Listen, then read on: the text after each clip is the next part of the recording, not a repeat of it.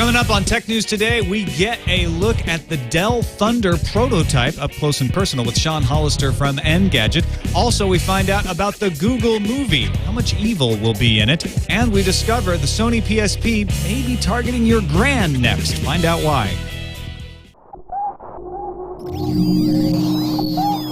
Netcasts you love. From people you trust. This is TWiT. Bandwidth for Tech News Today is provided by Cachefly at CACHEFLY.com.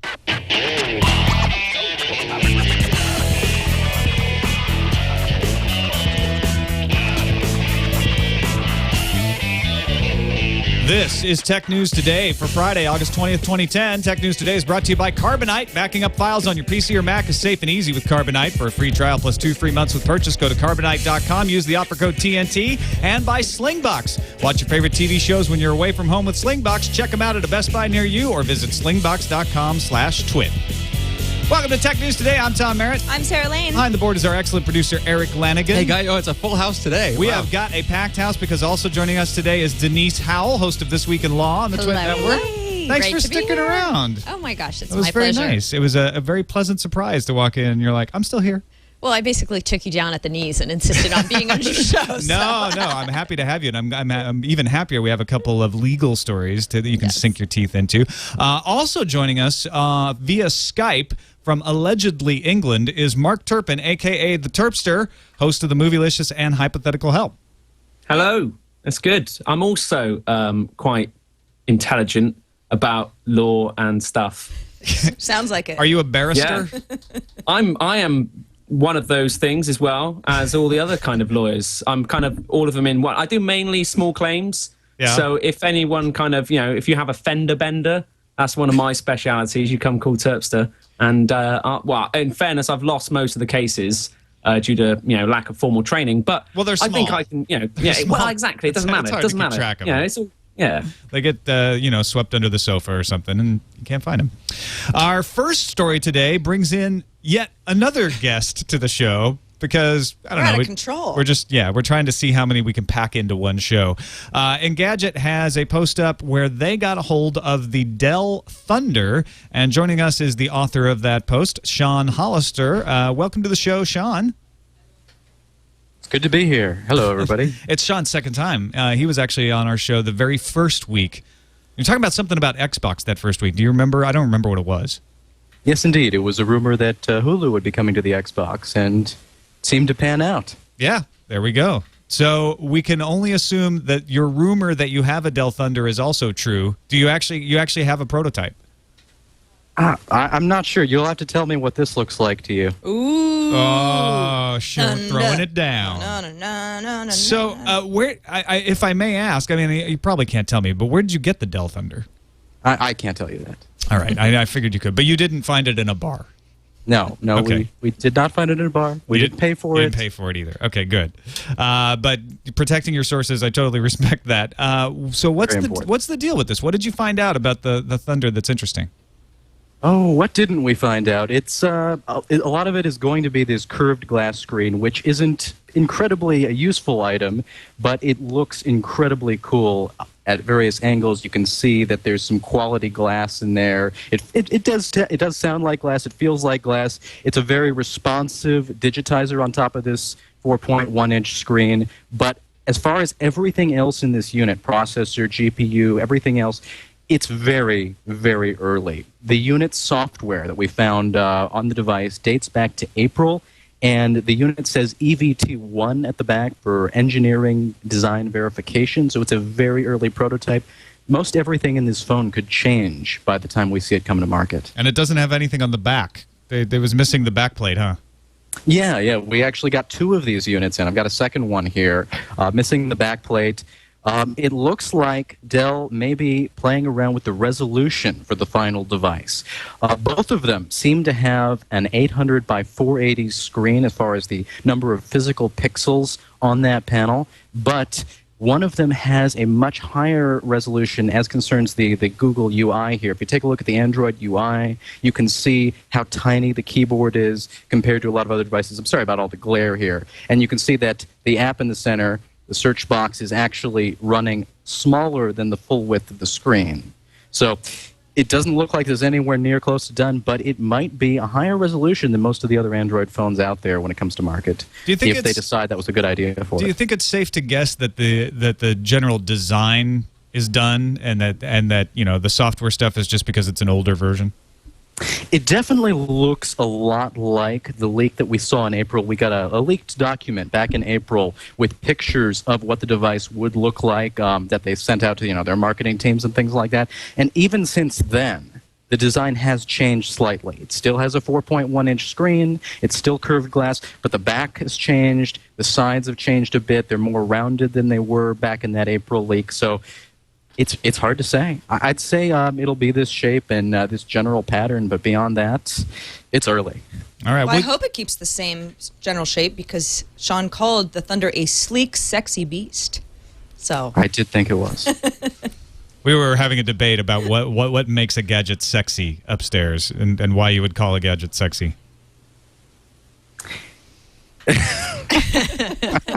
Sean's like, leave me alone. Surely it's the soft curves. I just think it's great. It's you look at it. It's got the curves. It's got the angles. It's got this nice chrome trim on either side. Does it make you want to touch it? It's very pretty. It does. I do want to touch it. touch Someone calls it. a phone And I a do sleek, touch sexy beast. I hope the form factor stays like that. Well, there you go.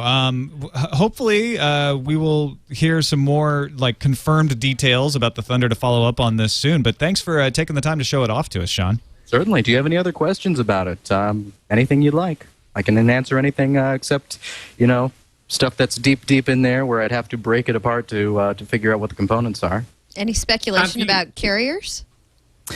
Interestingly enough, we noticed that there is software on the device loaded for both quad-band GSM, AWS frequencies, and there is a verification app there to test CDMA frequencies. We've heard a lot about chips for these smartphones that might support both CDMA and GSM in the same device. We don't know if there's one of these under the hood, but there definitely is a piece of Qualcomm CDMA testing software on there. So we might see it on Sprint or Verizon if they want to go that direction with the phone. But this one doesn't seem to use CDMA?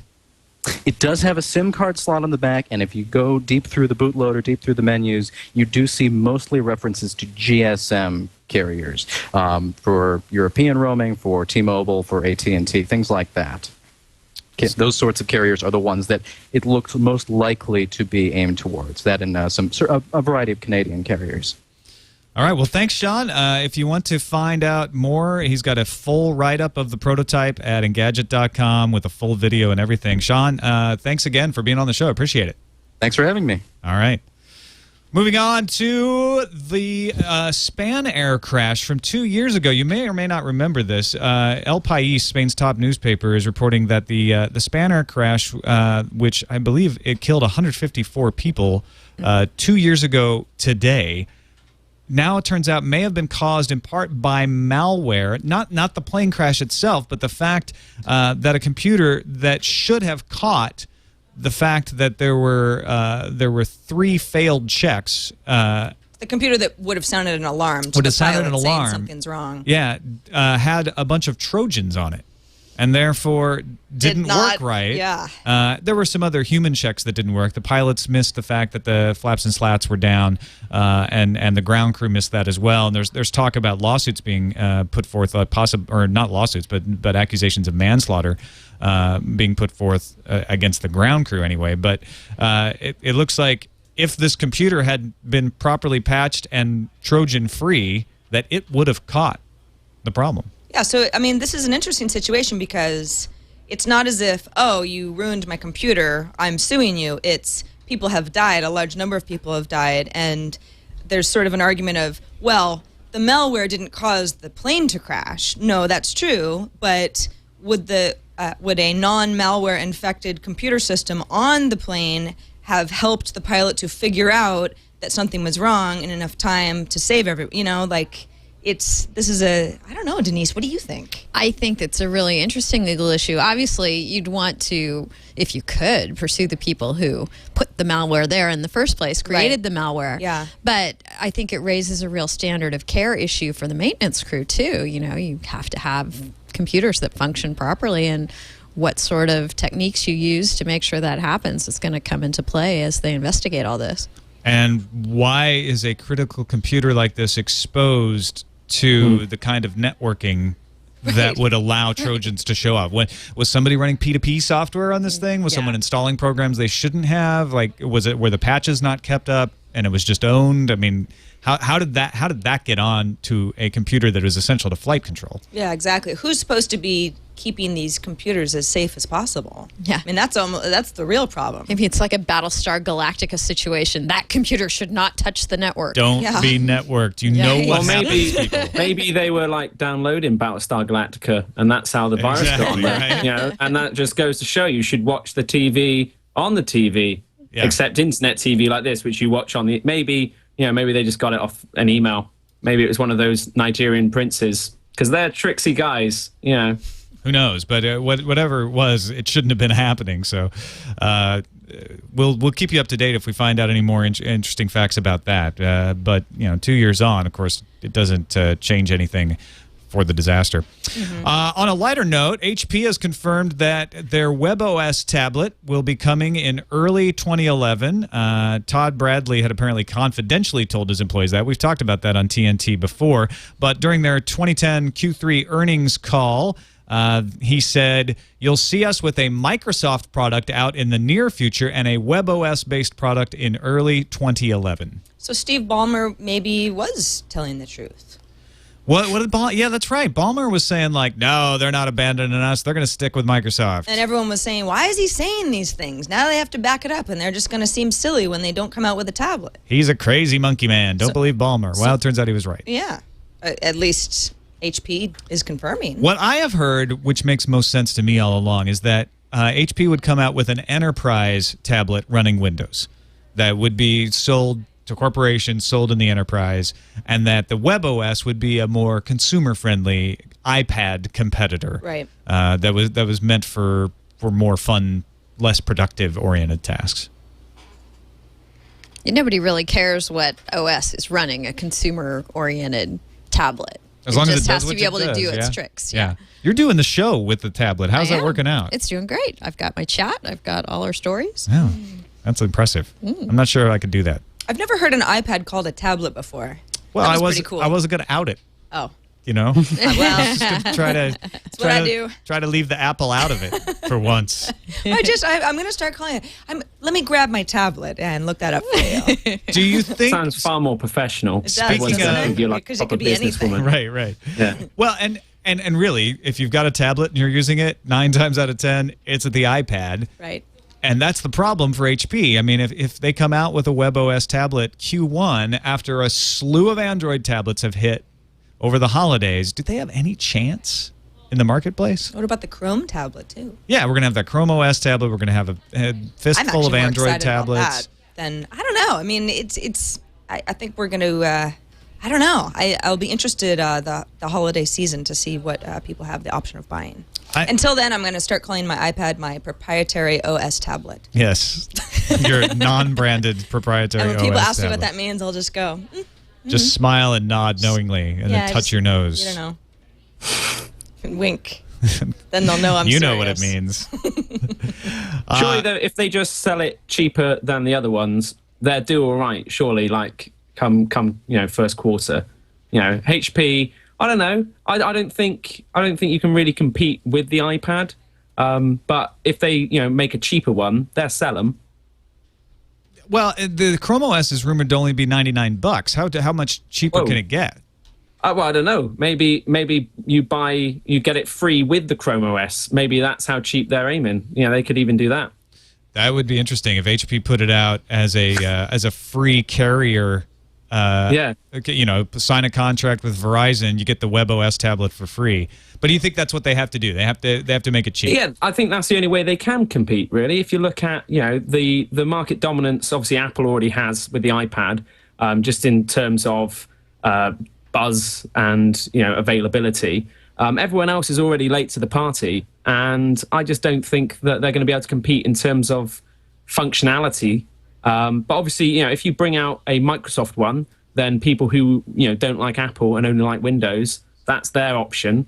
And if you provide something different, then yeah, you might sell it. But I think for a consumer piece, I just think price is really the main factor for a lot of people out there who aren't necessarily passionate about the product, but want that product or something similar to do that sort of task. I think it also has to have some key feature that differentiates it. And for the Palm Pre, that was the tiles and the consolidation of your social network and contact information. That's not going to be enough now. There's going to have to be something new in the WebOS. And I don't know about you all, but I haven't heard of anything like that. You know the Parrot remote control plane thing that you can control via Bluetooth on your iPhone? I want the iPad to be that plane. If they did that with this HP one, if they made it so that it flew, that'd be pretty badass. You want a flying tablet? I want a flying tablet, right. Exactly. So I'm sat on the sofa and I'm thinking, where's my tablet? I go, tablet, and it flies over to me. I'd buy one. Fair enough. HP. I want it free, though. Free consultation. There you go. That's what you need to do to win. You've heard it here. All right, let's thank our sponsors. This episode is brought to you by Carbonite, the leader in online backup. If you have a computer disaster, and these do happen, if you're sitting there like, nah, computer disasters don't happen to me, knock on wood really fast, and then go sign up for Carbonite because you don't want to lose your data. Carbonite protects you all the valuable files on your computer. You can what's that called? When you customize. Yes. What files get backed up. It's safe. Your files are encrypted before they leave your computer for maximum security. And it doesn't matter if you're a complete novice. You set it up and you let it run. It goes in the background. I'm being backed up right now, and I'm not even realizing it. Plus, the cool thing about it is because when you have remote backup, you're able to take advantage of accessing it from any computer. So you can go to Carbonite.com, log into your account, get access to your files. You can use the free apps like the BlackBerry app and the iPhone app. So try it out. Unlimited backup for your PC or Mac is only $55 a year. That is only 15 cents a day. For less than the price, there's nothing for 15 cents, actually. You can't make that analogy anymore. I'm trying to think of, I think Pez or... For less than the price of a plastic homie from a gumball machine, you can have data security. You can't buy a gumball for 15 cents. Exactly. You need a quarter. Exactly. Well, this is a good deal. And you don't even have to pay that. You can try it out for free. Go to Carbonite.com, enter the offer code TNT. If you decide to buy the service, we'll even throw in 2 months free with the offer code TNT. Be sure to sign up for the free trial from the homepage to get the 2 months free. No credit card required. Just go to Carbonite.com and use that offer code TNT. Now, I resisted talking about this story today because it kept sounding boring to me, but maybe Terpster can make it more fun. Nokia is acquiring a mobile analytics firm called Modally. Have we decided that it's Modally, like totally? I think, yeah, because I was calling it Motally because it's an analytics firm. Give me Motally. Oh. But then you said, no, it probably rhymes with totally. Yeah, like that makes more sense to me. Yeah.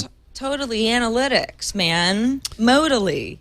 But the idea here is that Nokia is getting back into the game of app development. They've got the largest platform for phone OSs in the world, but they have the least respected app store. I know they have the OV thing going on, but nobody really talks about that much. So the idea of giving the developers a little help. They already have an ad company that they've bought, and so they add an analytics company to that, and now developers have a lot more data that they can deal with. So if Nokia acquires an analytics company that's providing analytics for, iOS developers, how does that relationship continue, or does it? I think you let it continue because it just builds goodwill, and it's good for the analytics part of it, and then you steal as much of the expertise from that team as possible to work in your store. In fact, it could work in your advantage that you say like, we know how it works in the iTunes store. Yeah. So we're going to try to port that over to your platforms as well. Yeah. Cool. Well, let's just hope they're disclosing what sort of analytic data they're harvesting, rather than just doing it in the background. And not telling people selective parts of it. Yes. To help Nokia along. That's a good point. Also, going on today, Google's Wi-Fi spy lawsuits are headed back home. We've heard about the lawsuits in Germany. We've heard about Ireland, UK, even Korea with the raid. This is the whole Google accidentally collected information via open Wi-Fi networks when going around taking pictures of And people's the houses. world freaked out. Yes. 8 proposed class actions from across the country that seek unspecified monetary damages have been consolidated and transferred to U.S. District Judge James Ware in San Jose, California, right in the backyard of Google. But this is not the U.S. government hasn't asked Google to turn over the information, right? So these are private suits. Are private lawsuits that people are hoping become big class action lawsuits. And if any one of them does, then many of them may get consolidated together. But what's happened now is they've just been consolidated geographically. So they'll all go forward in one place, and they'll maybe get designated as a class action so that lots and lots of people could join in as plaintiffs.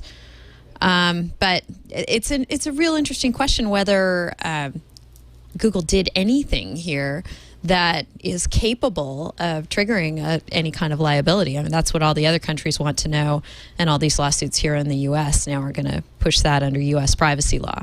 My first reaction when I heard this was people left their access points open. Exactly. Yeah, it's controversial for Google about whether they should have done it, what they should have done with defending it, but it doesn't seem to be a legal issue. What's the legal way in for these lawsuits? Well, they certainly aren't doing anything that the Computer Fraud and Abuse Act would frown on. That's when you go in a clandestine and unauthorized way and monkey around with someone's system or data. That's not really what happened here. They were just sort of slurping up what was out there publicly available. But what they're going to push on, I think, is whether there was a reasonable expectation that this sort of thing would happen. That even if you're pumping out an open Wi-Fi access point, is someone really going to come along and log the data and then perhaps geolocate it, as I understand was going on as part of this system too, or at least I've seen that reported. Google, claims this was all a mistake, and whoops, sorry, it was old code. It was a piece of misconfigured code that they should have caught but didn't. And there's not even really a precedent that's been set. I mean, Ireland, for example, was like, just destroy it. We don't even care. And then other countries demanded that the data be turned over. So it's like, I don't know. I guess it could go a variety of different ways. I think Google's best defense here is probably the fact that it's very small pieces of data. It wasn't, and most of the people who have examined this, most of the different governments that have examined this have found very little that is of use, that would be of any use to anybody. And if they can say it was accidental, look at the data, it got collated against geolocation because that's what we were doing, but we didn't do anything with it. It's perfectly useless. There's not much that you can peg us for, right? Wouldn't that be their way out here? Yeah, I think so. It's just that under privacy laws, it's what people reasonably expect that a court is going to test. And whenever you throw Google into the mix with satellites surveying what's going on in your yard, and people start thinking differently and going, oh yeah, I guess that is publicly available, and I guess any satellite could take a picture of that, or anybody driving by in a truck with the appropriate receptor could see that I have an access point here. But you start aggregating it all together under a private company, people start getting nervous. So I'm not surprised that the lawsuits are going on. I don't pretend to know how they're going to come out. Yeah, I don't think anybody knows how they're going to come out. I kind of like the idea of it, though. I'd like to be able to log on to Google Maps and see what I was browsing when they took the photo of my house. I'd be like, are you sure about that? What was exactly, it'd be crazy. Like right now, it would be, I'd see like, I don't know, you guys, I guess, from my Skype. I don't know if they pick that up. Or maybe I'd see the story about them stealing data. And that would be kind of ironic. I kind of like that. Well, and honestly, it's like another level of historical value. Exactly, yeah. If they were actually recording that much, then I think they would be in legal trouble. But all they've got are these little snippets of packets that maybe in some cases accidentally could, identify an email address or two. But they couldn't even reconstruct a pixel of Most of them our are just picture useless and strings video. that, Exactly. Don't turn into anything. Oh, see, so they didn't even do it, wholeheartedly, which upsets me, really. I would have liked Google to at least have, added that feature for people like me. I'll tick a little box somewhere on my Google profile that says, awesome, Google, next time you drive by, take a snapshot. I'd like to see it, for my own, kind of posterity. Look back and think, oh, sweet, I was playing a game right then. You know, Right. I was doing something productive with my life. Fantastic. All we have now is sort of the general season based on what the trees look like from the top. Yeah. That's oh, not yeah. good enough. No, but I mean, you raise a good point. I'm sure a good argument could be made that some of this data gathering should be opt-in versus it just happens. Well, and in Germany, it's opt-out right now. There's a system in place there where you can ask Google Street View to remove you. And Der Spiegel is reporting that a German photographer and IT consultant named Jens Best wants to actually restore the pictures from the street that people are asking to be removed. When people are asking to be removed, is it their private residence that they own? It's not like, oh, you caught me on Google Street View, I want that picture out. It's more than that, because there's only a person captured here and there, right? I mean, Yeah, do it's- they have that kind of power? The way I've read it, it's buildings, asking to have buildings So if you own the removed. building, I Yeah. would assume. Right. But what this Jens Best wants to do is go around, take pictures of the buildings that are missing based on crowdsourced, have people find, like, this building is missing, tell him, he'll take the picture, put it up on Picasa, including the GPS coordinates, which will then reconnect it to Google Maps. And it's an end around that Google wasn't involved in, except as the host of Picasa and the enabler of that connection. Because it's a private citizen taking a picture on a public sidewalk, right? You Right. can do that. Yeah, that's why he's doing it. Unless you're Google. He wants to be See, testing Yeah. this. That's the and saying, thing. I mean, the picture is a picture, right? So if what are they going to go after this guy? I mean, you can't really, but I don't know. It's the same data. I mean, It is. Google has I don't so think much anybody's money. going to get in trouble for what this guy's doing. Yeah. It's just humorous. I think, he's making a point. Well, and that's a really interesting point, which is if he doesn't get in trouble, then why did Google get in trouble?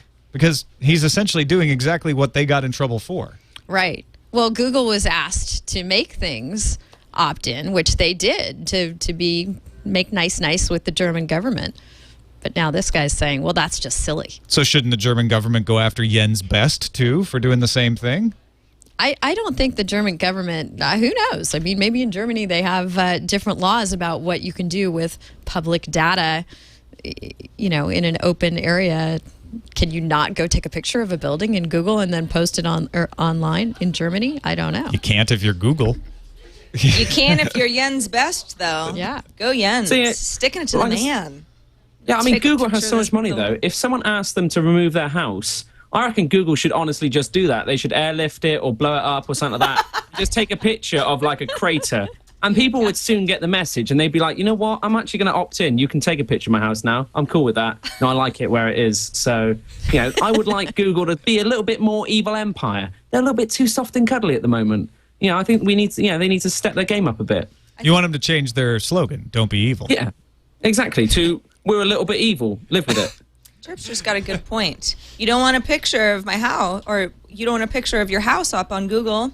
Well, why don't we just obliterate your house? And then you never, ever have to ask this question again. Now you don't have really, that. really doesn't exist. Yeah. Yeah, you live in a box. Oh wait, we took a picture of the box. I'm sorry, we're taking the box away. People would catch on very quickly, and then we wouldn't have these issues anymore. Google again, making the world a better place, just a little bit evil. It's nice. Touch of evil. Just a touch of evil for Google in the night. On to Steve Jobs, who is emailing again, at least according to MacRumors.com, saying that an iOS 4 performance update would be coming for the iPhone 3G soon. Here is the obsequious email that was sent. I've waited patiently through 4.01 and 4.02, looking for a fix that will make my phone work again. I've read the forums that advise me to jailbreak my phone or use some other method so I can downgrade back to version of iPhone 3. However, I'm not prepared to use a method that is not supported by Apple, Mr. Jobs. And Jobs' eloquent response was, software update coming soon. Sent from my iPhone. Sent from my iPhone. What a cheap plug. Come on, we get that Jobs uses an iPhone. He didn't need to include that. If it said sent from my Zune, I'd be like, whoa, I didn't even know they could do that. That would be cool. But, this is just Jobs. How dare he beating a use horse. his own marketing? Exactly. Ugh. Disgusting. What It gets is me really. is that the guy can write a 4-word email and it makes headlines. Software update coming soon. Yeah. Whoa! There's going to be a new Everyone! iOS update. Ah! Twitter's down. Pandemonium! He should have Fudge. sent another one. Oh, and one more thing. I'd be like, oh no, what's coming next? It'd be crazy. It's like new iPhone. You're like, no. And you realize, yeah, it's just someone called Steve who works at Apple. Just has a laugh. He's loving it. Yeah. I thought the whole point of Sent from my iPhone was to excuse all the typos from the software keyboard. So Jobs is apologizing for his product. I actually enjoy how people will hack up that note sent from my iPhone. I have a friend who wrote in, she added to the signature, sent from my iPhone, please forgive brevity and or misspellings. So every single time she sends me a message, that's the last line. She never actually misspells anything. And she's not brief. No. No, actually. She should probably change that. Sent from my iPhone. Sorry for the predictive text and spelling correction, and also the broader vocabulary I'm afforded. And you'd be like, crazy. She's a lawyer I wanna too, get one. so you know. Yep. We'll keep an eye out to find out if more emails, more words, or an actual a software update come soon. Meanwhile, we should thank our other sponsor, Slingbox.com. Slingbox allows you to watch your TV anywhere you are. I'm half tempted. I think this is probably illegal, so I won't do it, but I'm half tempted to buy a Slingbox and send it to Terpster so that I could watch the BBC. Well, I have a Slingbox, but I would need just another need your Slingbox login. because you can only link it with one at a time. But well, I guess you could. In theory. Just give me your login, Yeah. right? Is that Okay. legal? Well, I there don't know you if go. that's Well, legal. You already let's do it live now. there. Let's do it live on TWiT. Why not? You can check it out. The point is, Slingbox lets you watch your home TV that you legally pay for in your own house anywhere you go and on almost any portable device. So if you're out and about on your laptop, if you're at a desktop computer that a friend has, and you can install the software, you can use your iPhone, your iPod Touch, your BlackBerry, your laptop, your MacBook, whatever you got. You plug the Slingbox into your internet and your television, and then all the television that you get at home, you can get on the go. So go to Best Buy, purchase Slingbox, bring it home, hook it up. You can enjoy your TV anywhere you want, including your DVR shows. So it's not just the TV that you get over the air. It's anything you've recorded as well, and it's everything you pay for at no additional charge. Check it out.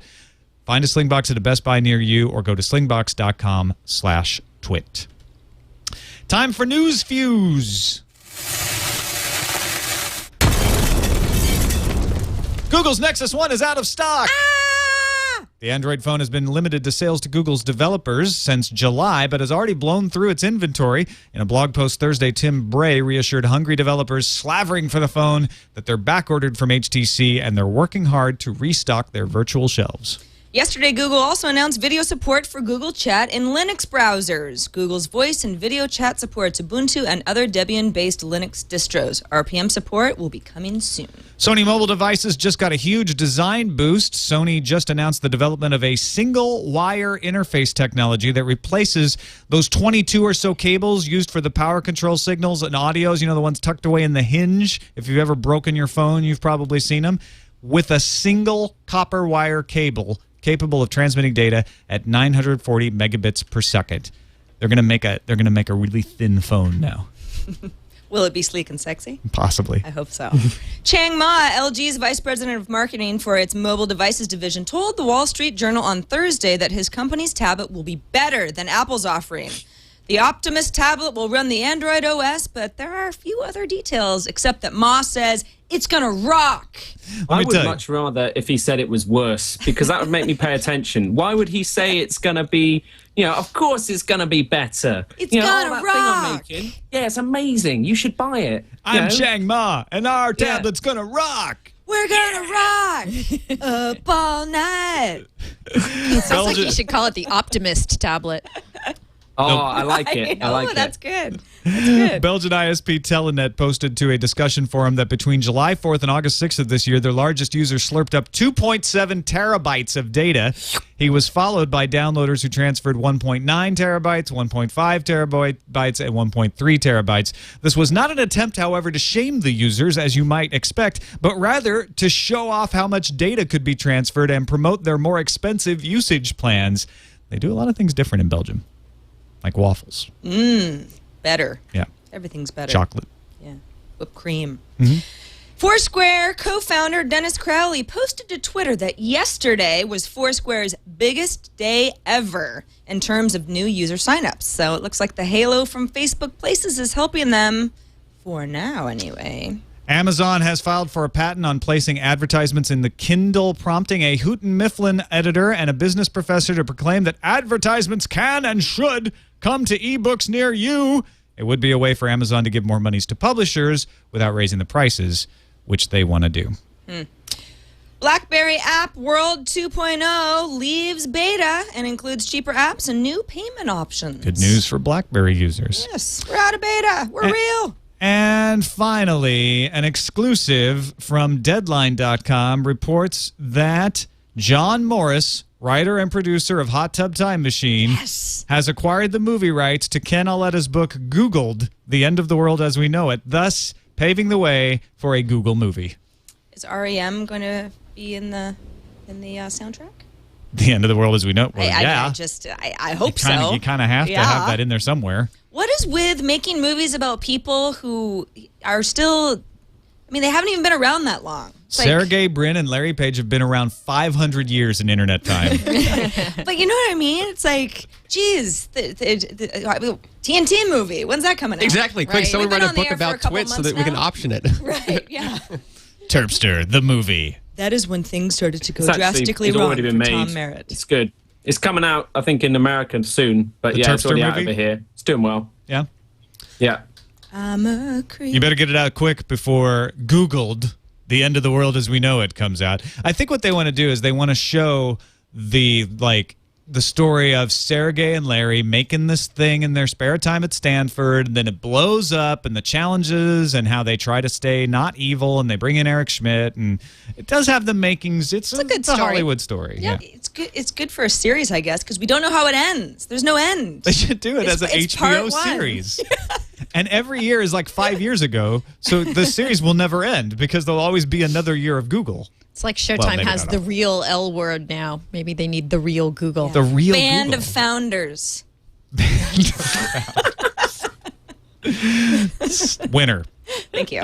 On to the calendar. Okie doke. August 28th is International Read Comics in Public Day. So if you're the kind of person who likes to read comics in private, take it to the streets. I was thinking about this. I was like, oh, yeah, I'm going to take my iPad. That kind of defeats the purpose. You have to read a real comic, or else people aren't going to realize. Tom? Well, they're not going to. Unless you sit there going, I'm reading a comic.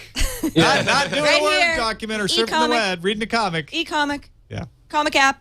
Right here. I'm doing it. Thanks to Jason P. for tipping us off that the Microsoft Kinect is now available for pre-order. Found it on Newegg and Amazon. So I actually pre-ordered one, too. And? Yeah. Was it an exciting moment? So exciting. Yeah. Yeah. Order. Yes. I got the little confirmation. As email exciting and everything. as our ramp up to Read Comics in Public Day, Tom?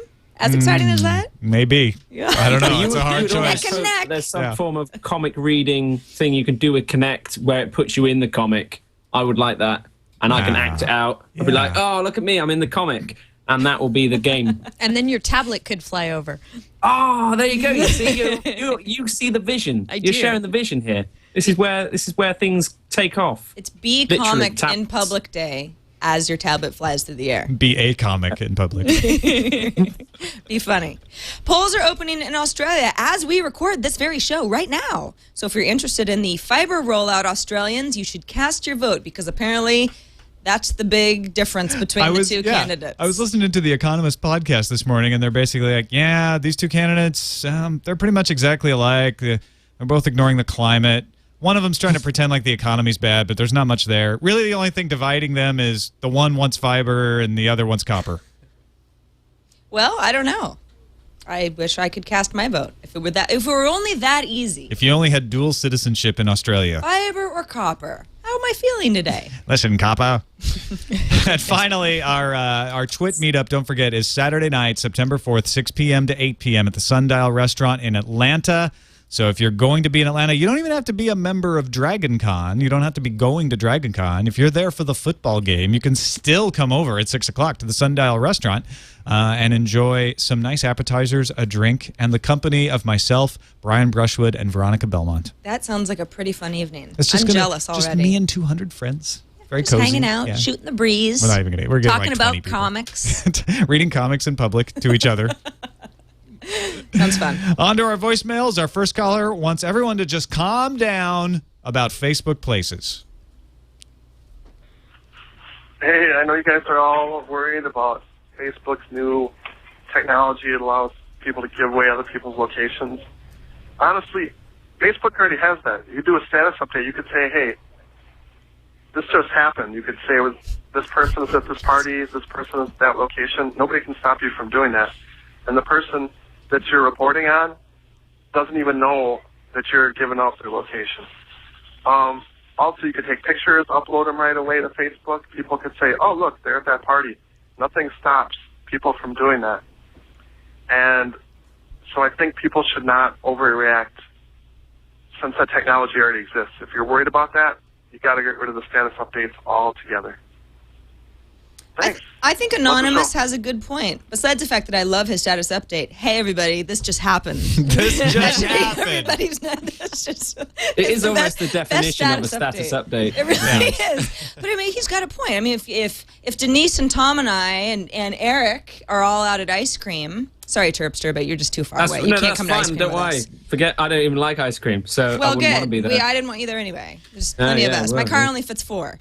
But we all go out for ice cream, and I send a tweet, and I say everyone's with me. I mean, I've just posted a Places update. In essence, it's the same thing.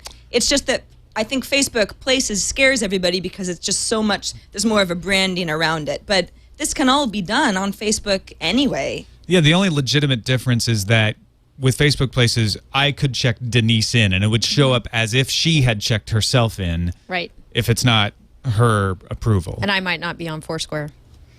Yeah. Right. So. But you could also, in a status update, you just start filling out her name as long as she's your friend. Yeah, but then only people who see my thing. It shows up on her wall if she's has friends posted to her wall. I guess you're right. There's a variety of ways you can get around it. I think but he does make a good point that it's like, I mean, we're acting as if no one's ever outed someone else for being somewhere before. Well, the EFF pointed out there are large population locations like a football stadium, for instance, and if you're there and it's got that place that says like, here are all the people who've checked in. There might be somebody else at that football stadium that can't see you and can't otherwise know you're there that would see in a check-in, oh, that person is there. And so there are situations that you would think like, oh, if 2 people are there, wouldn't they just see each other anyway? So that you can slice it and dice it, but I'm sympathetic to our anonymous caller who's too cowardly to tell us his name. But he certainly doesn't want to be outed. Exactly. Yeah. I love it when we get privacy calls and people give their names. So I actually, this is the right thing to do. He's being consistent. Yeah, exactly. Our next caller warns about putting controls on the back of the Sony PSP. We had this story the other day. Hey, TNT crew. This is Mike, the truck driver. Hey, you guys were talking yesterday about the PSP having the controls on the back. You know what I see out of that? Dropped PSPs. When you got your fingers on the back, you got a better grip on it, and you just have your thumbs wrapped around the front to hold on to it. What's going to happen when your fingers start flying on the back? You're going to start dropping PSPs. Maybe they want to sell more PSPs. Just my idea. Love the show. Keep up the good work. Very interesting strategy. Make units that people can't hold on to. They'll break them, and they'll have to buy more units. And we'll be so rich. They'll never catch on. And you can make them really sleek and sexy, too. It's really slippy. It's really good. Yeah. Sleek, sexy, and slippery. It's a really good point, Mike. I mean, how are you going to hold on to that thing if you're, because you see people playing with their thumbs flying like that. What is the thing just going to hover in the middle of your hands? Actually, you might get like a lanyard. You can wear it like you got with a Wiimote. They might bring out some stylish Sony branded accessory, like the PSP catcher, which is basically just a net that you hang between your legs. And so you're walking along. You've kind of got to waddle a bit more than normal. But if you did drop it, it would be caught in the PSP catcher. In fact, they'll probably leave that to third-party manufacturers, and they'll probably make it in some garish colour, or probably a lot of garish colours, and you can get it for Christmas from an aunt who thinks you like that sort of thing. So yeah, I think there's a few add-ons. It's cool. It's like a PSP bridge jumper. Instead of the PSP, poor sad suicidal PSP jumping to its death, you've got a net for safety. It'll catch it. You don't have to buy another unit. It's going to be okay. We have another perspective on this problem emailed to us to TNT@twit.tv. Simon from Liverpool says, one of the problems consoles have is controlling the camera independent of the player's movement in first-person games. PCs traditionally use the keyboard for player movement and the mouse to look around, but for some reason when you're using the PlayStation's left and right analog sticks for the same purpose, it kind of feels like patting your head while rubbing your tummy, to me at least, says Simon. So he's suggesting that you make that back control be just the camera perspective, and that might help the dropping situation as well, because you wouldn't be moving that as often. It would be a slighter movement. Okay, then. Yeah. Everyone is stunned. I think, again, I'm still trying to get my head around actually getting a PSP. I'm like, the DS, I enjoy more. The iPhone has all the games I want. I don't really get the PSP. It feels a little bit antiquated. So, they can put as many things on the back as they like. I don't think I'm going to get one. So maybe that's just me. I also like what Dr. Mom says in the chat room. You support the device in the crotch of your thumbs. That's how you hold a needlework frame while working on the back and front, and it never fails. All right. There you go. Okay. That's nice how Sony have gone to, looked at the precedent of needleworkers and thought, well, that's our demographic. How can we make something that they'll, know intuitively to use? Fantastic. Controls on the back. We're all good. Needlework. The form factor for all ages. I could just see the park bench with the woman doing her the elderly lady doing her needlework. What are you needling? It's a PSP! It's like, no, she's not doing needlework. She's playing a PSP. Indistinguishable from each other. It's catapong. Come on. This is just how I play it. Leave me alone, Sonny. I'm busy. What is the verb for when you are performing needlework? Needling doesn't sound right. Needle pointing. Needle pointing? Yeah, I'd go with that. How is your needle pointing going, Granny? I am not needle pointing. I am playing a game. Don't you needle point at me, young lady. All right, you got the next email. Save us. Patrick Schaumer from Sun Prairie, Wisconsin writes in, Hi, Tom and friends.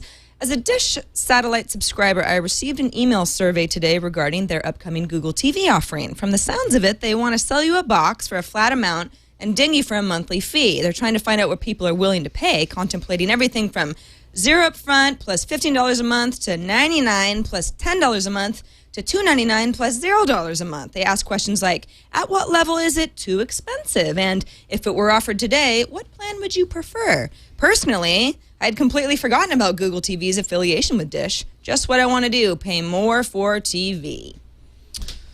I had forgotten too. In fact, this is kind of the first I've heard. Yeah, I've seen a couple stories about people getting this, so it's interesting to see what the pricing schedule would be for Dish. But the nice thing about Dish is that you wouldn't have to buy a separate box, right? You'd be able to just have it added to your current Dish box. Right. Which why didn't they have an option on their survey for $0 up front, $0 per month? Yeah. You know? Just if give they it want to me. I'm already pull paying in you. customers Which one with do this you feature. prefer? $200 per month or $0 per month? Yeah. With $0 up front. I think I know which one would win. Maybe that's why they didn't do it. They're like, well, we know which one in that case. It's gonna. But then again, you get people going, no, I'm not picking the 0 one. Trick question. Yeah. $299. So I'll do that.